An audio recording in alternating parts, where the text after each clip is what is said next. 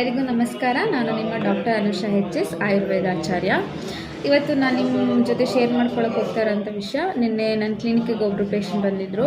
ಅವ್ರು ಹೇಳ್ತಾಯಿದ್ರು, ಮೇಡಮ್ ಇದೇ ತುಂಬ ನೋವಾಗ್ತಾ ಇದೆ, ಎಡಭಾಗದಲ್ಲಿ ನೋವಾಗ್ತಾ ಇದೆ, ಎದೆ ಹಿಡ್ಕೋತಾ ಇದೆ, ಮತ್ತು ಬೆನ್ನಿಂದ ಸ್ವಲ್ಪ ನೋವು ಬರ್ತಾ ಇದೆ, ಎಡಗಡೆ ಭುಜದಲ್ಲಿ ನೋವಿದೆ, ಈ ಥರ ಕಂಪ್ಲೇಂಟ್ಸ್ ಹೇಳ್ತಾಯಿದ್ರು.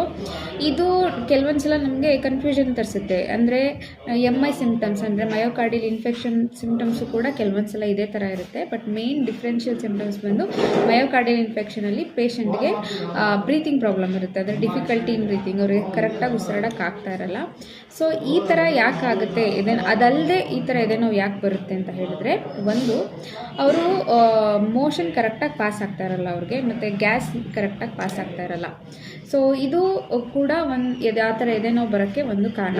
ಹಾಗಿದ್ರೆ ನಾವು ಟಾಯ್ಲೆಟ್ ಬರೋದನ್ನು ಸಪ್ರೆಸ್ ಮಾಡೋದ್ರಿಂದ ಯಾವ್ಯಾವ ಥರ ಲಕ್ಷಣಗಳು ನಮಗೆ ಕಾಣಿಸುತ್ತೆ, ಯಾವ್ಯಾವ ತೊಂದರೆಗಳಾಗುತ್ತೆ ದೇಹದಲ್ಲಿ ಅಂತಂದರೆ, ನಾನು ಮೊದಲೇ ಹೇಳಿದಾಗೆ ಎದೆ ನೋವು ಬರೋದು, ಎದೆ ಹಿಡ್ಕೊಳ್ಳೋದು ಆ ಥರ ಆಗುತ್ತೆ. ಮತ್ತು ತುಂಬ ತೇಗ್ ಬರ್ತಾ ಇರುತ್ತೆ ಅವಾಗವಾಗ, ಮತ್ತು ತಲೆನೋವು ಬರುತ್ತೆ, ಮತ್ತು ಕಾಲುಗಳಲ್ಲಿ ಸೆಳೆತ ಬರುತ್ತೆ. ಇದು ತುಂಬ ಕಂಪ್ಲೇಂಟ್ಸ್ ಹೇಳ್ತಾರೆ.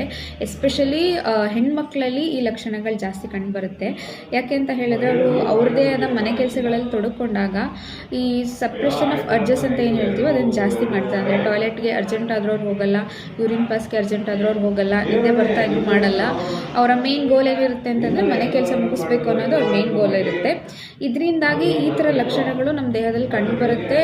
ಮತ್ತು ಇದು ತುಂಬ ಸಲ ಅವ್ರು ಮಾಡೋದ್ರಿಂದ, ಅಂದರೆ ಒಂದು ಸಲ ಮಾಡೋದ್ರಿಂದ, ವೇಗಧಾರಣ ಮಾಡೋದ್ರಿಂದ ಅವ್ರಿಗೇನೂ ಆಗಲ್ಲ. ಬಟ್ ಪದೇ ಪದೇ ಇದೇ ಥರ ಸಪ್ರೆಷನ್ ಆಫ್ ಅರ್ಜಸ್ ಮಾಡ್ತಾ ಇದ್ದರೆ ಅವ್ರಿಗೆ ಈ ಥರದ ಲಕ್ಷಣಗಳು ಕಾಣಿಸ್ಕೊಳ್ತವೆ. ಸೊ ಇದನ್ನು ಹೇಗೆ ಓವರ್ಕಮ್ ಮಾಡ್ಕೊಳ್ಳೋದು ಅಂದರೆ, ಅವರು ಪದೇ ಪದೇ ಟಾಯ್ಲೆಟ್ ಬರೋದನ್ನು ಅವರು ಟಾಯ್ಲೆಟ್ಗೆ ಹೋಗೋದಕ್ಕೆ ಅವ್ರು ಮುಂದೆ ಹಾಕ್ತಾ ಹೋದರೆ ಅಥವಾ ಸಪ್ರೆಸ್ ಮಾಡ್ತಾ ಹೋದರೆ ಅದು ಕೆಲವೊಂದು ಸಲ ಕಾನ್ಸ್ಟಿಪೇಷನ್ ಆಗುತ್ತೆ. ಅಂದರೆ ಮಲ ವಿಸರ್ಜನೆ ಆಗೋದಿಲ್ಲ, ಆಗ ತುಂಬ ಕಷ್ಟ ಆಗುತ್ತೆ. ಮಲ ವಿಸರ್ಜನೆ ಮಾಡೋವಂಥ ಜಾಗದಲ್ಲಿ ನೋವು ಬರುತ್ತೆ. ಅದು ಮುಂದೆ ಅವ್ರಿಗೆ ಪೈಲ್ಸ್, ಹೆಮರಾಯ್ಡ್ಸ್ ಆ ಥರನೂ ಆಗಬಹುದು. ಸೊ ಇದಕ್ಕೆ ಏನು ಪರಿಹಾರ ಅಂತ ಹೇಳಿದ್ರೆ, ಒಂದು ಅವ್ರು ಬೆಳಿಗ್ಗೆ ಎದ್ದ ತಕ್ಷಣ ಬಿಸಿ ನೀರನ್ನು ಚೆನ್ನಾಗಿ ಕುಡಿಬೇಕು. ಬಿಸಿ ನೀರು ಅಂದರೆ ಅದು ಟೀ ಕಾಫಿಯಷ್ಟು ಬಿಸಿ ಇರಬೇಕು. ಅದನ್ನು ಅವರು ಸಿಪ್ ಬೈ ಸಿಪ್ ಕುಡಿಬೇಕು.